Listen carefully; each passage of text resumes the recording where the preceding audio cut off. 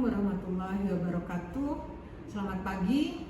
Perkenalkan, nama saya Titik Masdini Agustriana, dosen tetap D3 Manajemen Transportasi Perkeretaapian Indonesia, Politeknik Perkeretaapian Indonesia.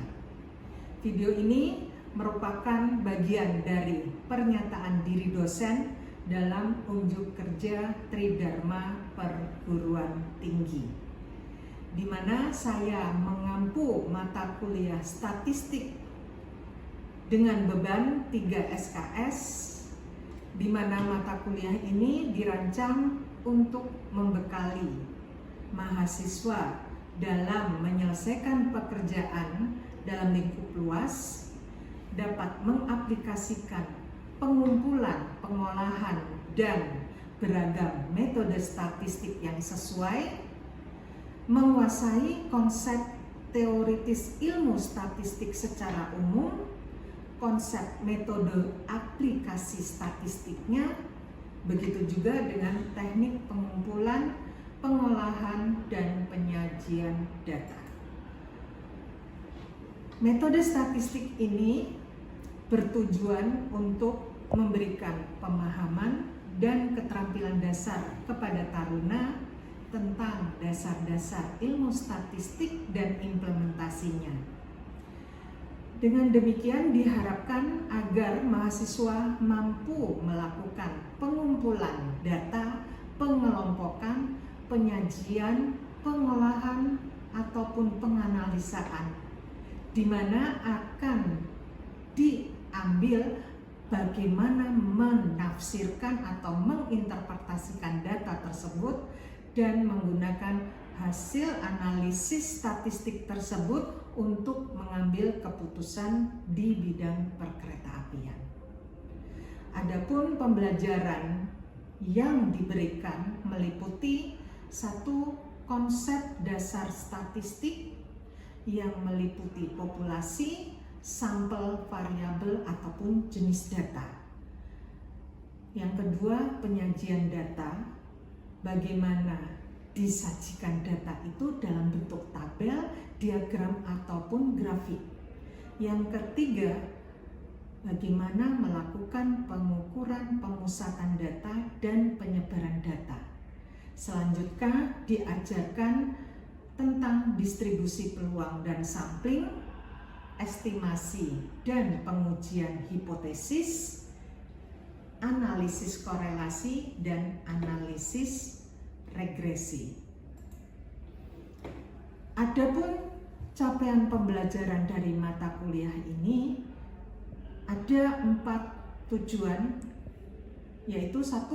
Menguasai konsep-konsep dasar statistik terapan, dalam arti dia memahami apa itu data, apa itu variabel, populasi, sampel, bagaimana mengumpulkan dan mengolah datanya.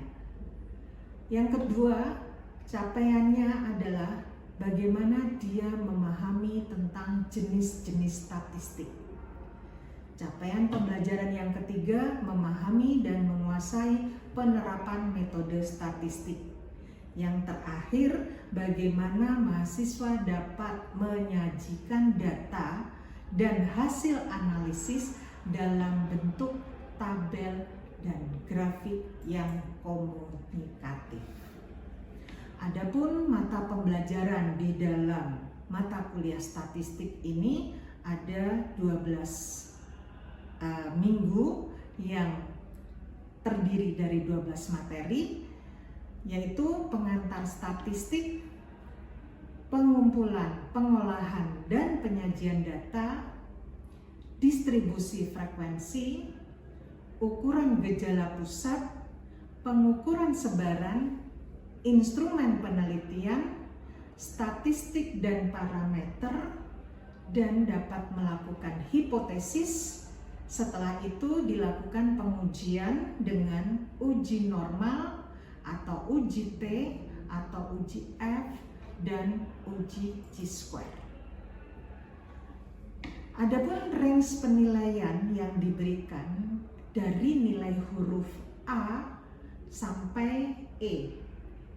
Adapun nilai satuannya kalau A itu berada di antara ring 86 sampai 100. Nilai satuan angkanya 4. Kalau nilai begitupun seterusnya dengan A, A min, B min, B, B min, C plus, C, dan D. Nah, posisi di E ini nilai satuan angkanya 0, tapi nilai puluhannya itu dari 0 sampai 44,999.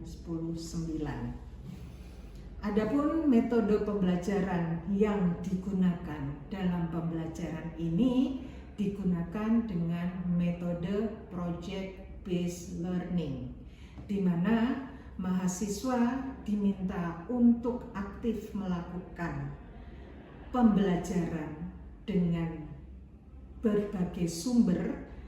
Contohnya adalah melakukan peramalan penumpang kereta api yang permintaannya sudah padat.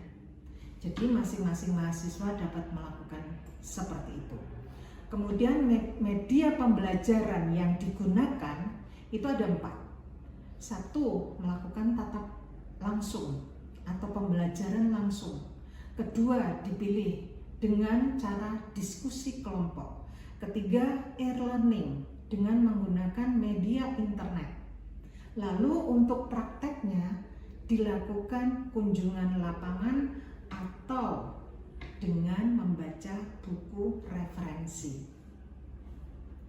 Nah, pembelajaran yang dilaksanakan ini dengan menerapkan pendekatan dengan study center learning dengan model pembelajaran project based learning dan flip learning, di mana taruna atau taruni ini didorong untuk difasilitasi aktif mencari dan menemukan pengetahuan serta memperoleh keterampilan dalam pembelajaran yang diterima. Adapun buku referensi yang digunakan antara lain Applied Regression Analysis second edition. Kemudian ada Applied Statistics and Probability for Engineering. Kemudian Probability Statistics for Engineers and Scientists. Yang terakhir statistik untuk penelitian.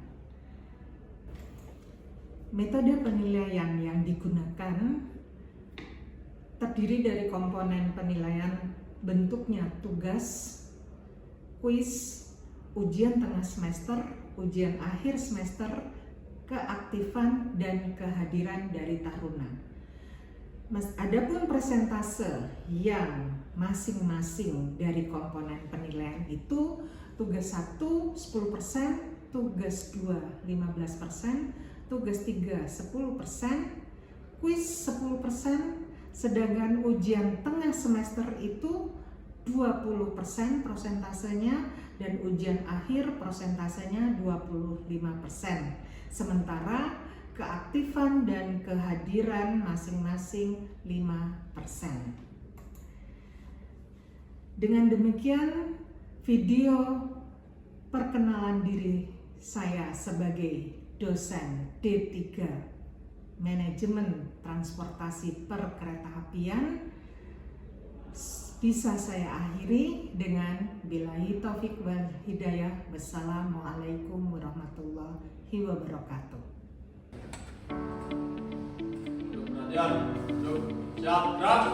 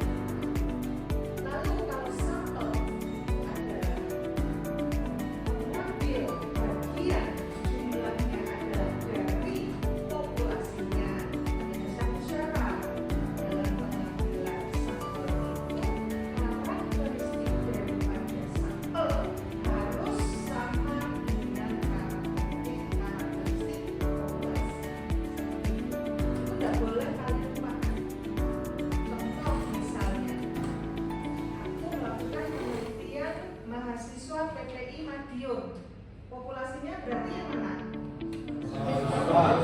Mahasiswa PPI Madiun. Lalu tiba-tiba sampelnya aku ambil mahasiswa Unmer. Boleh tidak? Ya, itu artinya. Yang namanya populasinya PPI Madiun berarti sampelnya harus dari PPI Madiun. Nah, seperti yang aku katakan tadi, jumlah sampel adalah kalau besar populasinya, sampelnya kalian ambil 10%, berarti jumlah populasi. Tapi kalau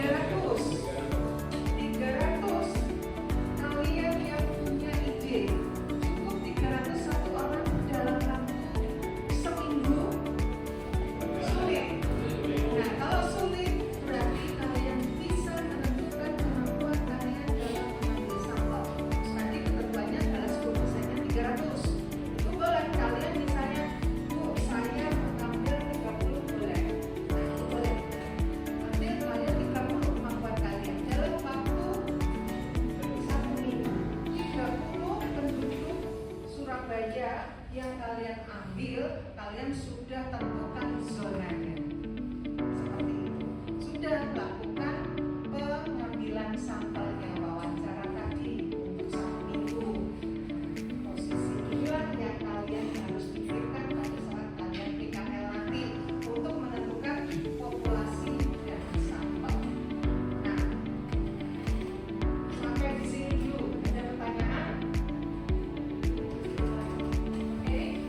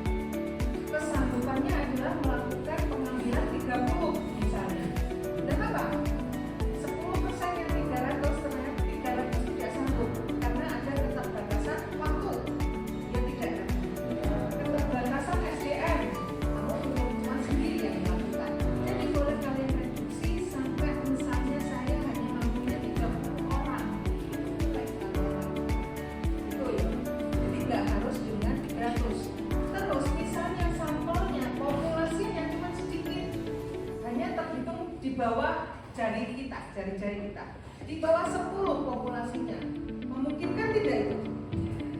Mungkin ada populasi yang tidak sampai 10. Contoh adalah direktur dari suatu universitas.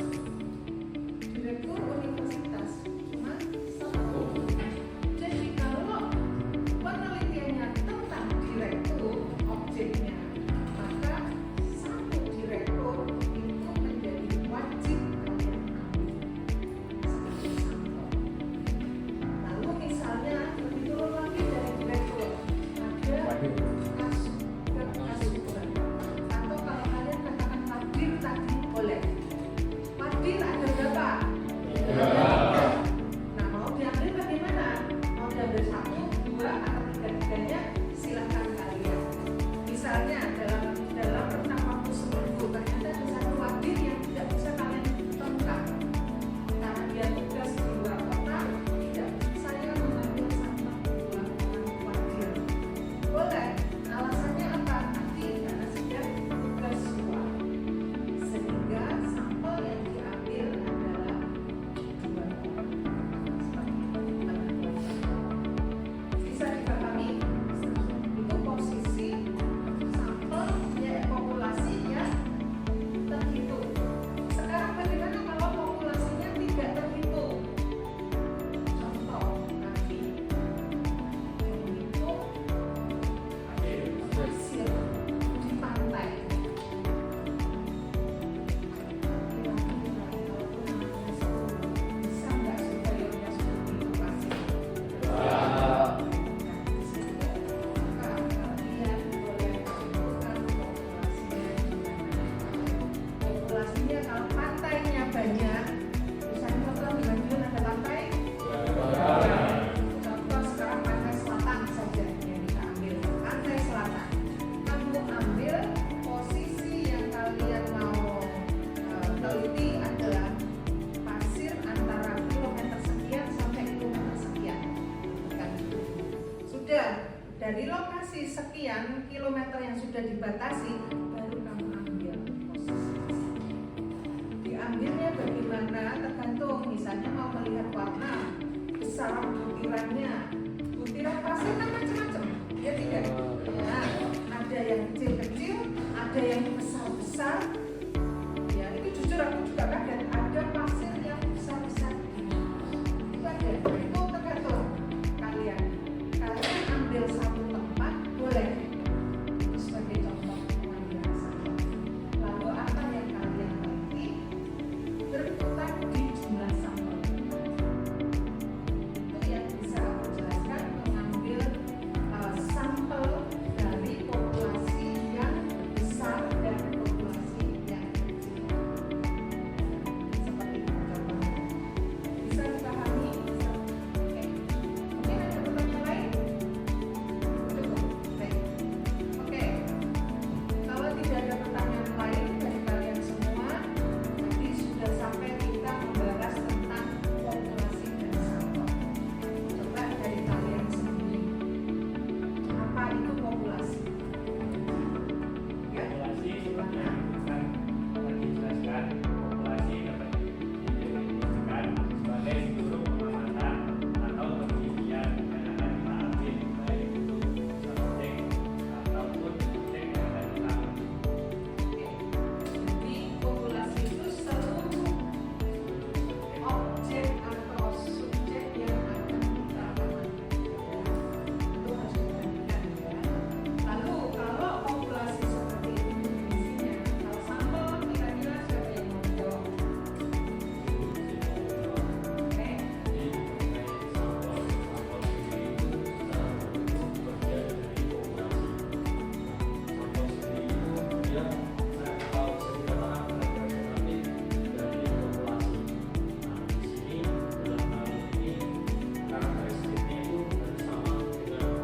Karakteristik siapa yang harus sama dengan populasi? Karakteristik populasi. Sampel harus sama dengan karakteristik populasi. Ya, kalau tidak sama itu tidak bisa. Itu ya. Terus bagaimana dengan jumlahnya? Sampel sendiri itu sesuai ketentuannya minimal 10% dari jumlah populasi. Oke, itu kalau populasi kita hitung. Kalau misalnya populasimu hanya berjumlah 9 orang, Dari 9 ini bisa diambil menjadi semuanya bisa diambil. kalau ternyata 9 itu 3 orang tidak ada di tempat, apa yang kamu lakukan? Berarti sisa 6 orang bisa hanya diambil 6 yang Oke, baik, terima kasih. Rasa kalian sudah memahami apa itu populasi dan apa itu sampel. Nanti masing-masing ada tugas.